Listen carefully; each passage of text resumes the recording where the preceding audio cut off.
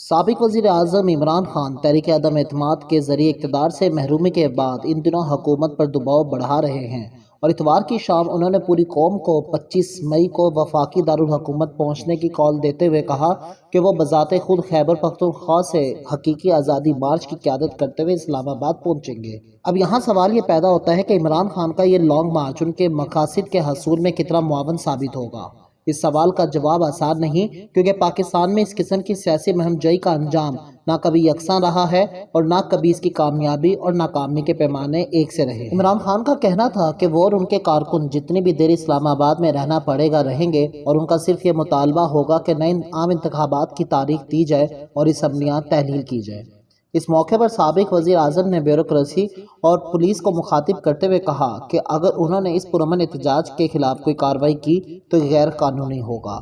یاد رہے کہ عمران خان متعدد مرتبہ عوامی جلسوں سے خطاب کے دوران دعوے کر چکے ہیں کہ وہ تحریک انصاف کے 20 لاکھ کارکنوں کو اسلام آباد لائیں گے اور تب تک وہاں موجود رہیں گے جب تک الیکشن کا اعلان نہیں ہو جاتا۔ اب یہاں سوال یہ پیدا ہوتا ہے کہ ایسے کون سے عوامل ہیں جو عمران خان کی اس سطح کی کامیابی کو یقینی بناتے ہیں؟ مختلف تجزیہ نگاروں نے اس کا کیا جواب دیا۔ ان کے مطابق اگر ہم یہ تجزیہ کر سکیں کہ مستقبل قریب میں عمران خان کی سیاسی مہم جوئی اتنی کامیاب ہو جائے گی جس کے تحت وہ عوام کی ایک بڑی تعداد کو اسلام آباد جمع کرنے کا دعویٰ کر رہے ہیں، تو پاکستان کی تمام تر سیاسی حرکیات سمجھ میں آ جائیں گی۔